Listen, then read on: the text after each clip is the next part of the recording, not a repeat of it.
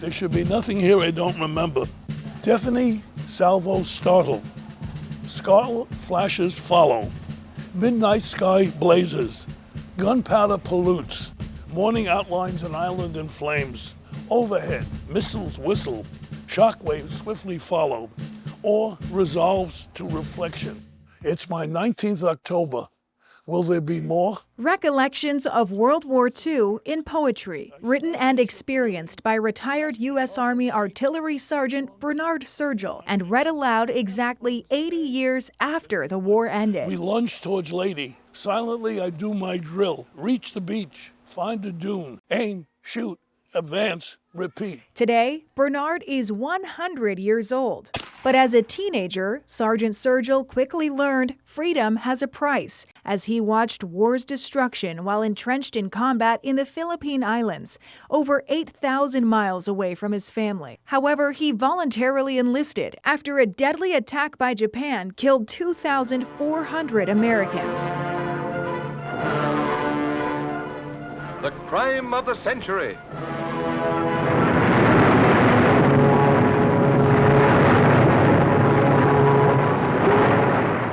Japan shows her cloven hoof in a sneak attack that transforms the USS Arizona into a blazing pyre. The bombing of Pearl Harbor Naval Base in Hawaii. It led Congress and then President Franklin D. Roosevelt to declare war. A date which will live in infamy. In response, Germany declares war on the United States as the Axis and Allied powers begin to take shape, and thousands of Americans joined the cause. What was it that made you so eager to enlist in that moment? I was a history buff. I was an Anglophile. I loved the British Empire. And so I was following the war in Europe very carefully. I was home studying for an exam. It was Sunday, and there was an interruption to say, Pearl Harbor has been bombed. And I was 16 years old, and I wanted to enlist immediately. And my mother said, no way. So on my 18th birthday, you had to register for the draft board. I remember going down and telling them, will you take me right away? And the woman who was doing the intake looked up like, who's this strange kid? And 2 months later, I was in the Army. We were patriotic people, you know? So that was the incentive to go. And with that, he joined the deadliest war in human history. Tens of thousands of soldiers were killed in the Philippines campaign alone, under the command of General Douglas MacArthur, as Allied forces worked to free the islands from Japanese control in an amphibious invasion. Those moments are captured through his poetry. When violent vibrations shake our craft to a halt, the coxswain yells, we stuck a freaking reef. We're stuck. We're sitting ducks. Abandoned ship. For Bernard, these memories are still vivid. He drops his gear and boots, desperately searching for shore, only to be met by enemy forces. I slither along the beach, reach a GI behind the dune, find he's dead, shot through the head. Like a trapped deer, I momentarily freeze. Grandpa in heaven, please save me. I don't want to die here. The war forced a young Sergeant Sergel to mature quickly. But even now, at 100 years old, these experiences are still painful to share and are often revisited in unwanted dreams. And the thing that was so foreign was the noise level. We have no idea the noise.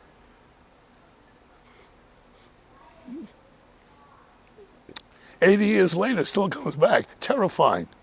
His collection of poems, Sergeant Sergel describes the pain of losing companions like a man he called Red, who was part of the 50 to 80 million individuals killed in World War II, as Allied forces worked to liberate Western Europe from Nazi Germany's control. It was a global conflict, with the majority of these significant battles carried out by teens and young adults. The enemy was the same age as us. There were teenage boys in Japan fighting. We were teenage boys in the United States fighting. Old men send boys to war. That's the history of the world. Bernard is now retired to Rancho Mirage, and he's one of a handful of World War II veterans living in the Coachella Valley, sharing their stories on the 80th anniversary of the war's end. And they're part of a shrinking demographic, the greatest generation. Now, decades later, their accounts offer a rare first-hand look into a pivotal moment in world history. Still ahead, you'll meet two local women who broke barriers in wartime service, travel back to the Coachella Valley's own World War II training grounds, hear from veterans whose roles span from construction to combat medicine, and you'll finish the final chapter of Bernard's poem. 80 years later, this group of veterans reflects on their life and service because, as Bernard says, life is sweet, isn't it? You just have to live long enough and everything can happen to you.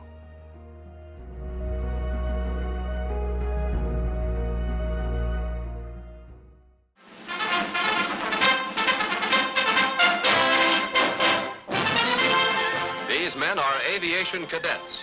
A short while ago, they too were average American boys from average American families. In the near future, they will have learned many things. How to pilot a plane, how to navigate, or how to operate a bomb site. Stop on your way out at the box office of this theater for complete information. The Second World War brought new draft laws in America. The minimum service age was quickly lowered from 21 to 18. From there, 16 million Americans served in the armed forces, and that includes over 350,000 women. The birth of the Marine Corps Women's Reserve. Born February 13, 1943, of necessity, the women Marines mushroomed into a sizable force of eager, full-fledged reserves who were ready to step into the breach. The Marine Corps Women's Reserve filled over 200 different military assignments that weren't in direct combat, like parachute riggers, mechanics, and radio operators. Others worked at the Navy Exchange, which is where Desert Hot Springs resident Dorothy Irwin served. I had different duties. And one of them was a mess hall. Then they sent me into what they call the cash office, and I was counting money. And I'd have to go up and down the aisles and tell the girls to do this and do that, or they're doing it, and I'd compliment them. Her journey began after hearing about the need for service members. Dorothy begged her father to let her enlist, but with two sons already serving, he hesitated. They were coming over the radio now from Boston that they needed women to take the jobs of the men, and that's what I did. At 20 years old, she began training at Camp Lejeune. Then her assignment took her to Camp Pendleton, where she would be one of the first women ever stationed at the base, marking a milestone in the history of women Marines. In fact, I was the first woman they sent me for some reason. It makes me feel proud. Dorothy served from 1943 to 45 and reached the rank of corporal. And during her time at Camp Pendleton, her life changed in more than one way. This lieutenant I met who came to visit my brother that's a pilot over there, and he'd like to take me out for dinner and dance. That lieutenant was John Irwin, and the couple would get married just 2 months later, eventually moving to Palm Springs with their children in 1961. Today, Dorothy is almost 103 years old, and she still proudly wears her uniform in Veterans Day celebrations. Alongside Americans, about 300,000 foreign-born individuals served in the U.S. Army as well, including another Desert Hot Springs resident, Lydia Van Voigt. I remember how I ran, how I fell down on the floor because bombs were falling. So it was very, very scary. Lydia recalls life as a teenager in Munich, Germany. She remembers seeing Adolf Hitler as a young girl and felt the devastation of war unfolding around her. We survived, but some people, my friends, were killed. So I cry over them, but what can you do? Much of Lydia's childhood was surrounded by conflict. She was born in Crimea in 1927, just after the Russian Civil War, and her family moved to Romania and Poland before settling in Germany. During that time, she learned to speak several languages, including Polish, Romanian, German, French, Russian, and English. And her versatility presented her with a life-changing opportunity. When she was just 17 years old, the United States Army arrived in Germany and, after a chance meeting, hired her as a translator. Because I translate, people didn't speak English, so they got me right there.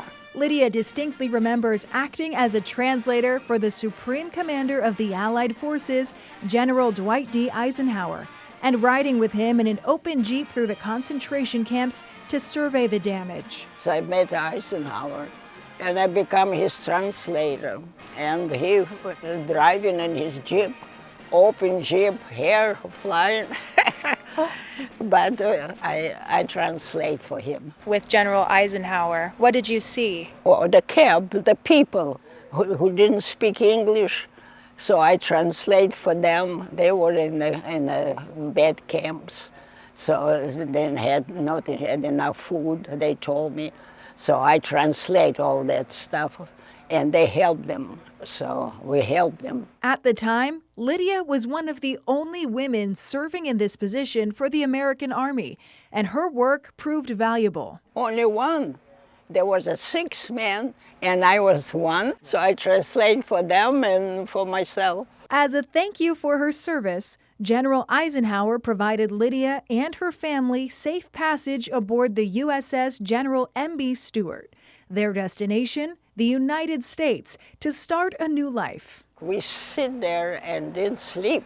Look to New York City, all the lights. Oh, it was beautiful. And now, 80 years after the end of the war, Dorothy and Lydia enjoy reflecting on their service and its impact on their life. I met so many people, and it was helpful to them. I never realized I was helpful. America is beautiful. Yeah. You know, I'm so happy to be here. The Tunisian front, a quagmire of mud. Here, mobile guns and armored units of the British General Montgomery's 8th Army move over practically non-existent roads in their relentless drive to throw the Nazis out of North Africa. As Axis powers pushed into North Africa, Allied commanders were on a mission to divert German troops from the Eastern Front. General George S. Patton Jr. was handpicked to lead the Allies' first major battle, an ambitious mission known as Operation Torch.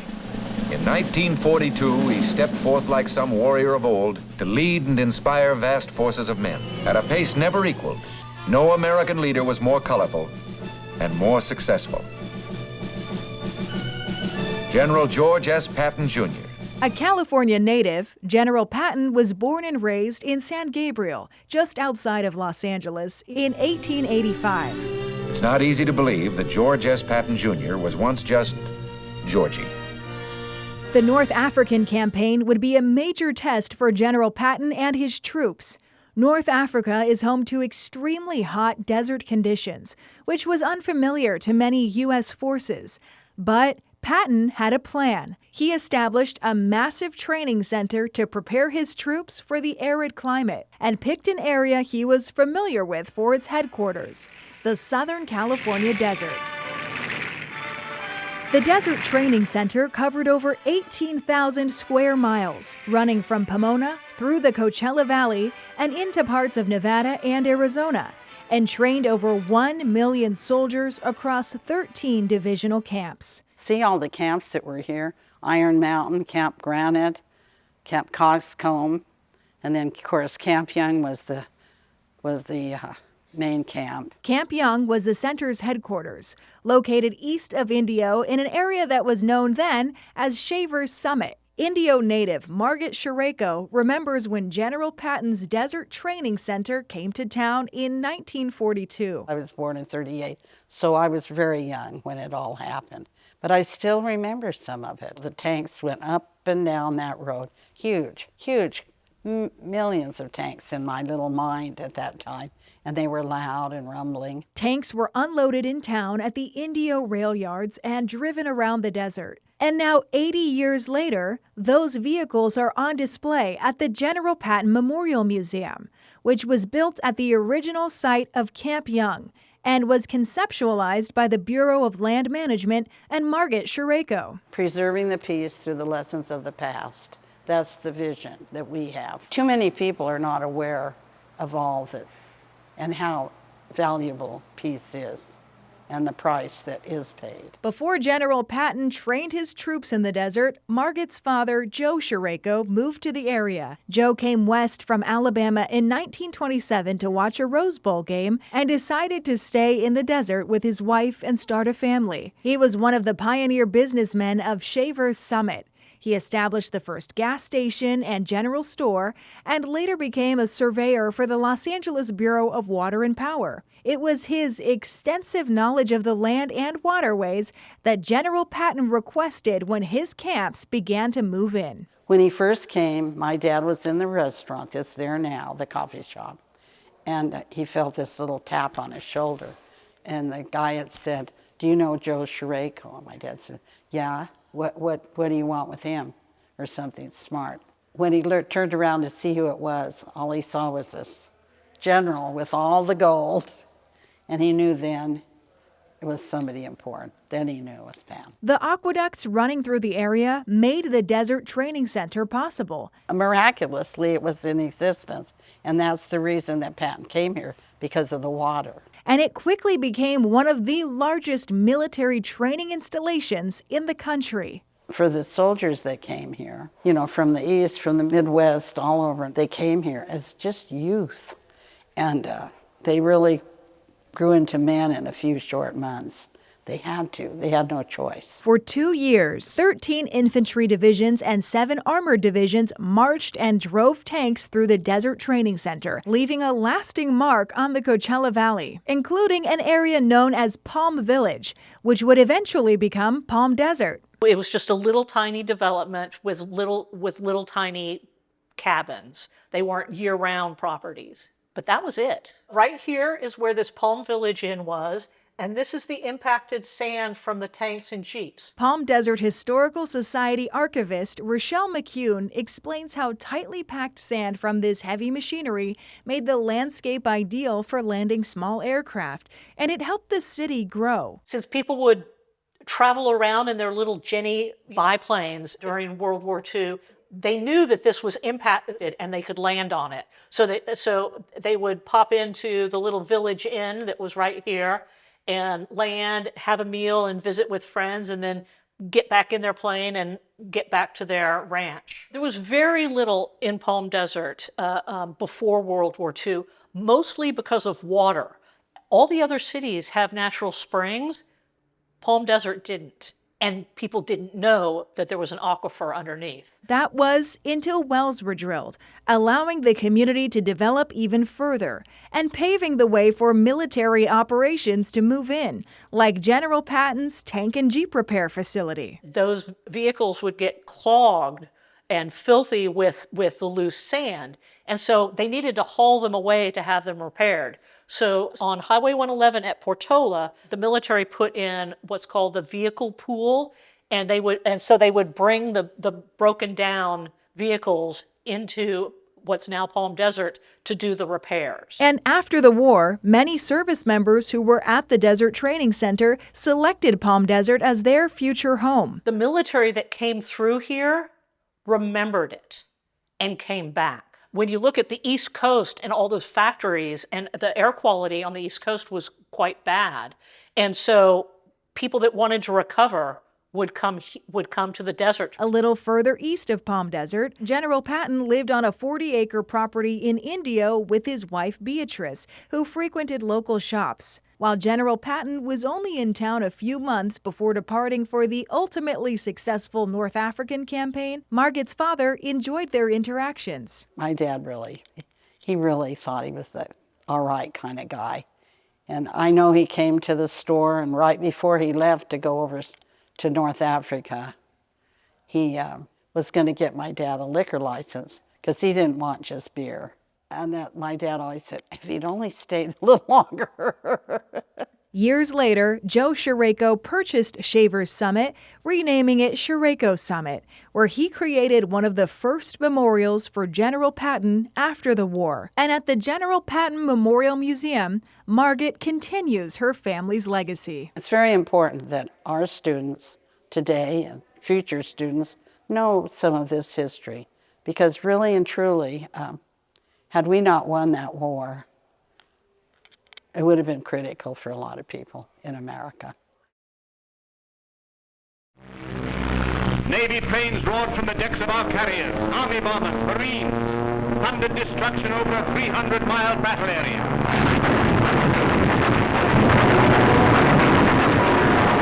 The Battle of Midway, a deadly clash between the U.S. and Imperial Japanese navies. After 5 days of fierce fighting, Allied forces prevailed, defending the base at Midway Island. The U.S. Navy emerged as a major force in World War II, and training for that power extended far beyond the coast. Testing and practice runs took place at the Salton Sea. In 1942, the Naval Auxiliary Air Station Salton Sea was created. Here, pilots and crews mastered their skills, taking part in seaplane training, bombing runs, rocket testing, and parachute development. There are even accounts of atomic bomb prototypes being dropped into the sea's vast waters. And as the war advanced, naval units grew more specialized, each playing a crucial role. In these archives is the story of the Naval Construction Battalions, the key to the secret logistics of our war. Through these files, run the roads to victory. For here is the record of the seafaring men who paved the way with their bare hands, bent backs, and muscle power. The Navy Construction Battalion, also known as the Seabees, were crucial in building infrastructure like bridges, airfield, and engineering support. Desert Hot Springs resident Pete Behenna served as a Seabee in World War II. I wanted to get in the regular Navy. I wanted to work on aircraft and everything like that. But when I went in and took my test, they found out I was colorblind.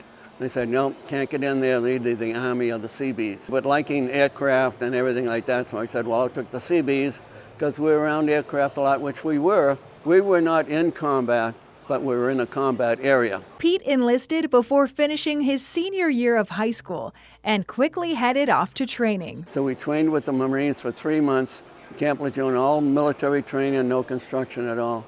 And then from there we went to Camp Pendleton. And then for some strange reason, they pulled our battalion out and put another battalion in with the 5th Division, and they went to Iwo Jima. So if I wasn't pulled out of that, I would have ended up in Iwo Jima, which would have been rough. During his time as a Seabee, Pete helped to build bases, roads, bridges, and other projects. 17 years old, no experience at all in construction. So what my job was with them, I would carry all the equipment for the surveyors and everything like that. I did that for almost a year. Then learned about heavy equipment like bulldozers and graders. And then I get into logistics, which when anything was broken or something like that, I have to go write it up, find out, get the parts for it, and have them fix it. He spent 6 months stationed in Maui, then headed to the Philippines and later China, where he worked with Marines to repatriate the Japanese back to Japan. After the war, Pete finished his high school education and went on to Boston University. Because my life was aviation, in which I was able to accomplish that by getting my A&P license. I worked for American Airlines for 35 years, working on aircraft, yeah. Enjoyed that, yeah. Later in life, Pete served as a docent at the Palm Springs Air Museum, and at 99 years old, is still happy to help out. If they need me here, I go there. If they need me with aircraft maintenance, I go over there. And if they need me fix the machines, I fix the machines and things like that. So I'm happy doing that. As I say, it keeps me off the couch. Pete enjoys sharing his knowledge and expertise with younger generations. Well, I think they should all realize what we fought for and the reason for it, and show that the veterans did fight for our freedom and everything like that, and they would still do it again, right?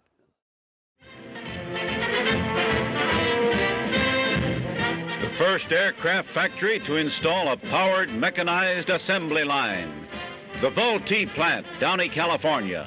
The plane in the making moves from one process to another. World War II transformed aircraft manufacturing, leading to advancements in production and technology, as the United States utilized its industrial power and provided a significant advantage. Prior to World War II, aviation was viewed as an adjunct to the Navy and an adjunct to the Army. And the technology went from propeller-driven aircraft to the end of the war, jets, turbojets, and no one would have ever thought that. By war's end, the C-47 was one of the 7 weapons that changed the war, because suddenly you could move cargo, vast amounts of cargo, vast amounts of men. And many of the aircraft flown in World War II are on display here at the Palm Springs Air Museum, where Fred Bell is the director. Fred says during the training center days, pilots were able to practice their skills at several Army airfields near the Coachella Valley, like Desert Center,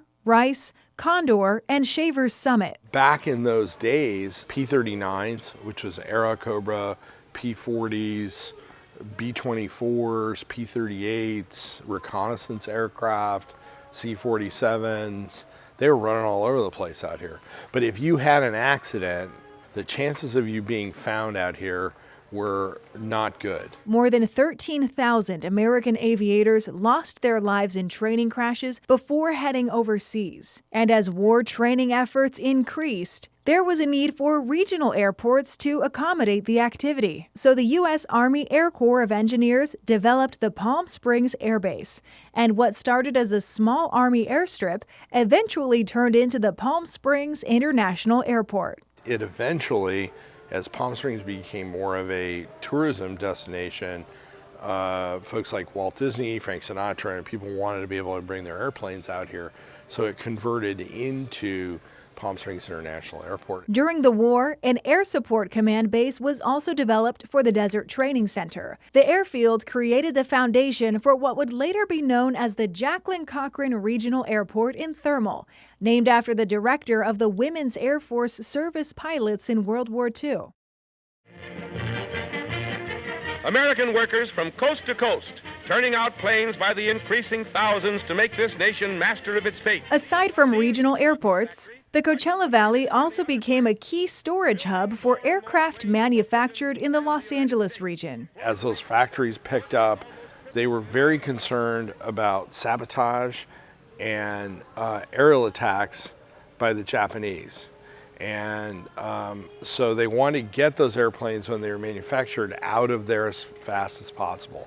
So Palm Springs became a very large air transfer base, and a lot of aircraft that were in storage here and then would go to wherever, points all over the world.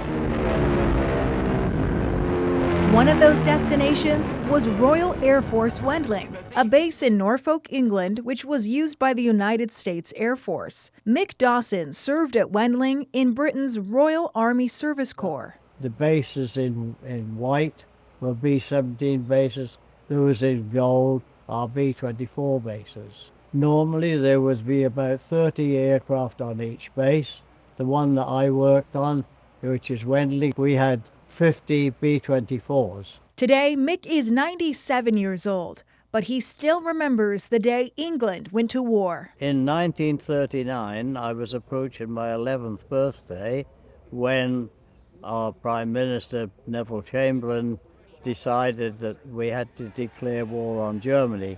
We listened to it on radios, no televisions at that time. And a number of our neighbors assembled in our sitting room, and all these men stood absolutely staring into nothing. Their faces were white with fright.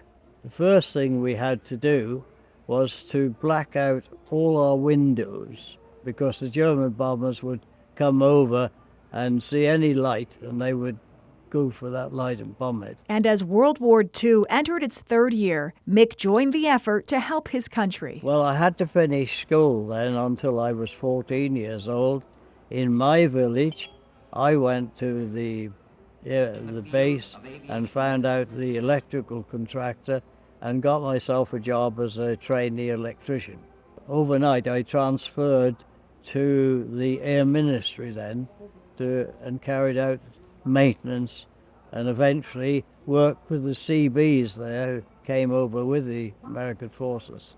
80 years later, he still has many memories from his time working alongside Americans on the base in the 1940s. Well, we called it the friendly invasion. It was one effort by all people, and nobody questioned anything. you was asked to do something, you did it, because Army Air Force needed support. Because I used to visit the air crews and help them with their record players, because in England the electricity was 50 cycles, and of course record players wanted 60 cycles. And I used to be able to get them nearer to 60 cycles. So you had some fun with some of the Americans that were there. Oh yes, yes. There was fun, and these guys that I socialized with there, I would go back in 3 days' time, and the only people who were there were the supplies people packing their personal goods to send them back. They'd been lost in Germany or overseas. So that was very hard on a 15-year-old boy. After the war, Mick returned to civil service for the British foreign government, which took him all over the world. And he eventually settled in the Coachella Valley with his wife, where for the last 15 years, he's served as a docent at the Palm Springs Air Museum, sharing his story and knowledge with visitors. Fred Bell says he enjoys working alongside the greatest generation. We are the recipients of the gift that they gave us. And so you can't forget that. Not just the fighting men, but the everybody, the Tuskegee Airmen, the women, everybody involved that got behind something and did something. Those contributions, their voices should not be just allowed to drift into history. World War II was to end all wars. Unfortunately, it hasn't, but they should remember what was done for them. The United States Army presents The Big Picture. The time, now. The place, any U.S. Army hospital. The patient, a U.S. soldier. His chances for recovery, excellent, thanks to the skill of the men and women of the U.S. Army Medical Service, the subject of this big picture. With extreme numbers of casualties in the war came advances in the medical field, including mass production and use of penicillin, ambulances, new surgical techniques, and changes in battlefield medical organization. No time is lost in moving out the wounded. And back in the United States, hospital systems were created to support training camps and troops returning home from overseas, which was the case in Palm Springs. It always kind of captivated me that our history is so dense. Renee Brown is the Director of Education at the Palm Springs Historical Society.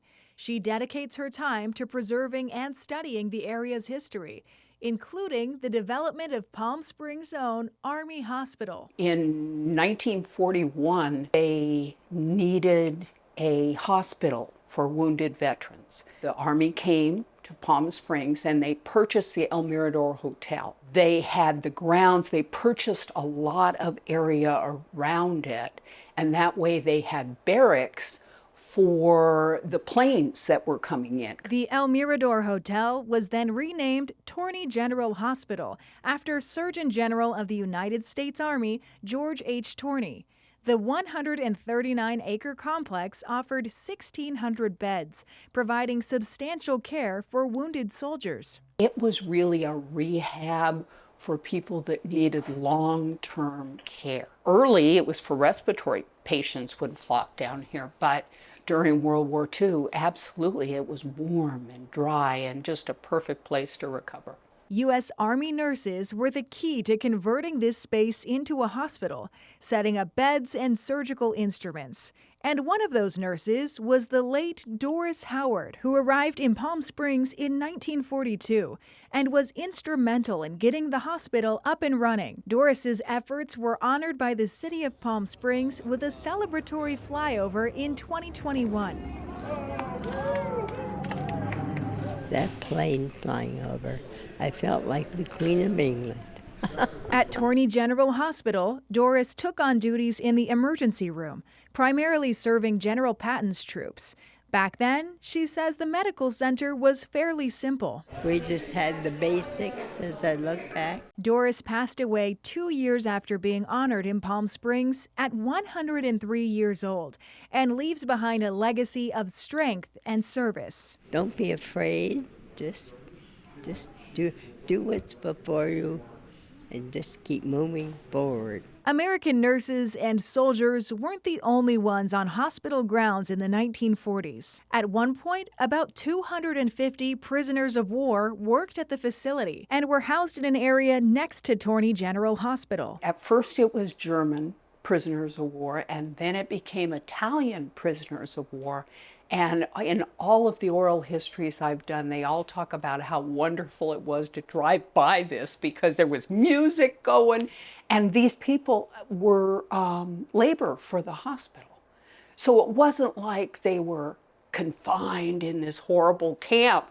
They had a lot of freedom. The growth of the hospital and other services created change in Palm Springs, leading to a new era, especially post-war. So many soldiers loved it here, and so many people who had came during that time that our population doubled after World War II, absolutely doubled. And that kind of spurred on the modernism architecture because we needed to house those people. We needed a city hall, we needed a school district, schools, all of that was built because of the doubling of the population. And wartime left a lasting mark on the Coachella Valley. Torney General Hospital would eventually go on to become Desert Regional Medical Center, a main care provider in the Coachella Valley to this day. Some of the remaining barracks from the hospital were even used as classrooms at St. Teresa's School, a nod to the area's important past, which Renee believes should always be remembered. Amazing history, and if somebody doesn't keep it, it will be lost. And this is just such a great area. I just hate for us to lose all of those precious facts.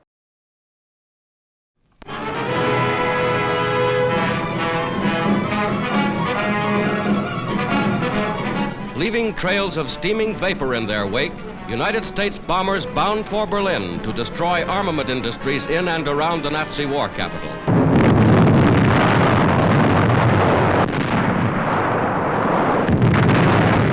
One propeller out, a bomber limps home. In all, 68 American planes failed to return. As strong as the United States Army Air Force was in World War II, around 80,000 airmen died in combat and training. Some crews were shot down by enemy forces or experienced mechanical issues. Others faced inclement weather, which is what happened to Coachella Valley native 2nd Lieutenant Owen Kaufman, who was killed in 1944. Today, his niece, Kitty Kylie Hayes, continues to share his story. He was sent to Kearney, Nebraska, where they assembled the crew of the B-17 that he was to pilot, and they flew to England. Then in April of 1944, they were sent on a mission to bomb a munitions factory in Germany. The storm was so bad they called them all back. And as they approached land, Owen couldn't control the plane and it broke up in midair, and he went down with a full bomb load. The good thing about that was the tail gunner got one leg in a parachute and he got out. So he was our treasure. Born and raised in Palm Springs, Lieutenant Kaufman graduated from Banning High School and would later earn a business economics degree from Stanford University before enlisting in the U.S. Army Air Force. He was absolutely determined that he wanted to defend our country and make our country and all the countries free for democracy. Kaufman began active duty training in 1943 and was killed the following April. The death of Owen made the Kaufmans one of the first Gold Star families in the Coachella Valley. Then in 1946, the American Legion Post was named the Owen Bayless Kaufman Post in his honor because he was the first village-born young man to die in combat. So that made us a Gold Star family. During wartime, if you have a person who's in the active military, people very often in the window of their house will put up a card.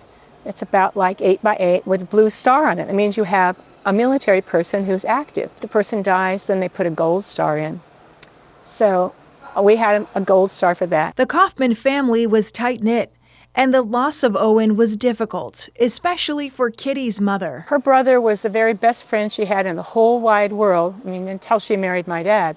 And, you know, he was, for all the rest of her life, he was alive for her, and we talked about him very often because he was really important.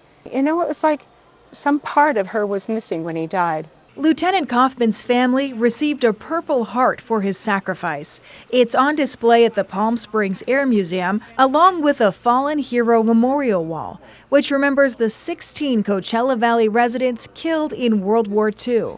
Over the last 8 decades, some of their stories have been lost, but one Coachella Valley resident is working to keep their memory alive. I've been able to do a lot of research and also get in contact with some Gold Star families about our World War II heroes. And this side of my display is some of the memorabilia and news articles from World War II. Cathedral City High School history teacher Lee Wilson Jr. assembled this memorial wall after taking on a new position. I became the historian at the American Legion in Palm Springs, and they've got a memorial wall out front with 16 names from World War II. As a new historian, I'm like, well, who are these guys? What's the records? And nobody had any information on them. Nobody knew anything about these names. I spent a lot of my summer vacation, you know, doing a lot of research, and been able to collect a ton of information, and in fact, even link up with some of the Gold Star families. The memorial includes photos, military keepsakes, and other items.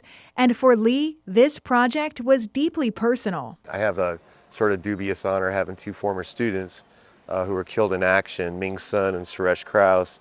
Ming was a 2004 Cathedral City High School graduate who was killed in Iraq in 2007, and Suresh Kraus, he was a 2001 graduate, and he was killed in Afghanistan in 2012. And I wanted to make sure that those guys are always going to be honored and not forgotten. His desire to keep the memory of fallen heroes alive led not only to this display, but other projects. And Fred Bell and the Palm Springs Air Museum have been very, very supportive over the years. They've given me this beautiful thing that I've been able to decorate for our local fallen heroes. We have banners in the parking lot in downtown Palm Springs during the major holidays. And he's more than happy to share memories of the 16 men and remember their sacrifice. As I mentioned, Richard Gill, the first person killed in action from Palm Springs.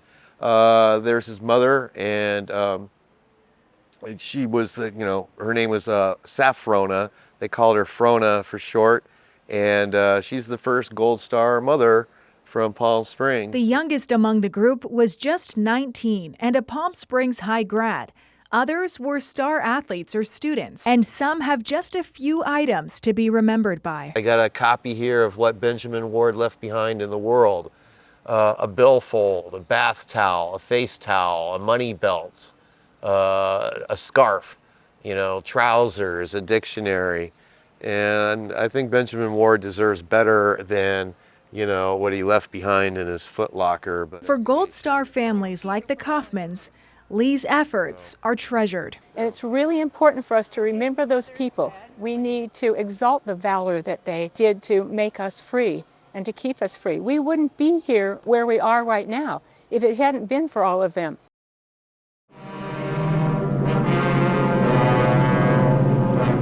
In England, General Dwight D. Eisenhower and his deputy commanders chart the liberation of a lost continent, plan when and where the mighty armies of the United Nations will strike.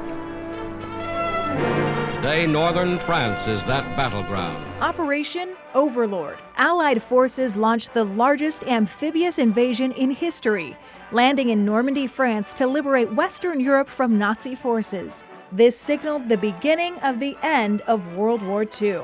And less than a year later, May 8, 1945, the Germans surrendered. Victory in Europe re-emphasizes the task of building an effective world organization. But American efforts didn't stop there. North of San Francisco, at the huge Boeing aircraft plant in Seattle, Washington, American workers also stay on the job. Hearing the good news of Germany's surrender, these men and women completed an extra B-29 Super Fortress. They cheer the great bomber on its way to blast Japan. From now on, the only target for United States military might. But the Japanese Empire was more reluctant to accept defeat. Deadly conflict continued for months until Emperor Hirohito surrendered, which was made official in September. The Allied armed forces have been ordered to suspend offensive action. The proclamation of VJ Day must await upon the formal signing of the surrender terms by Japan. In New York City, as throughout a rejoicing nation and world, vast throngs of grateful, happy people celebrate the end of fighting, the dawn of peace. 2 million New Yorkers jam Times Square. It's official. It's all over. It's total victory. After 6 long years of battle, World War II was over, and that meant thousands of soldiers could return home to their families. But for others, there was still work to do. At that time, Sergeant Sergel was still in the Philippines. His captain promoted him to staff sergeant and gave him instructions for one final mission: disarm the Japanese army in Luzon and take them to prisoner of war camps. Staff Sergeant Sergel arrived alone at the Japanese camp, which housed 130,000 soldiers. I mean, imagine sending this kid to accept the surrender of the Japanese army, right? What was my reference? There was no instructions from the army, typical.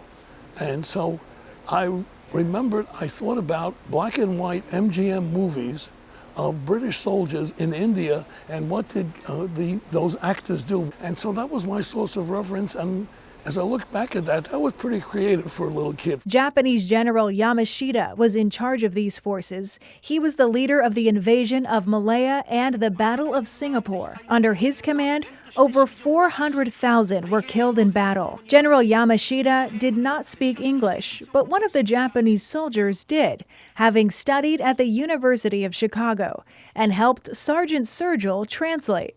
And, you know, I think back, I wasn't scared. I wasn't smart enough or sophisticated enough to be scared. The mission was successful, and the Japanese soldiers were eventually taken as prisoners of war by the American Army. A few months later, in 1946, Staff Sergeant Sergel was finally headed home, a changed man. He boarded the USS Heritage, which was California-bound, headed for Camp Pendleton, evaluations, and the final chapter in his service story. Medical condition: malaria, tapeworm, severe diarrhea, inability to gain weight, jungle rot, GI slang for skin lesions. Fear truth may delay discharge. Mental state: nightmares, screams, medic, fire quickly spreads, never can save red.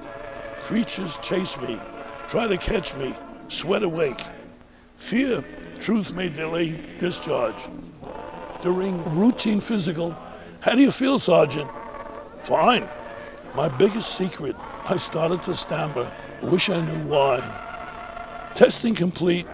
I visit the PX, find the telephone, hear the pickup. It's me. I'm coming home. Silence before tears.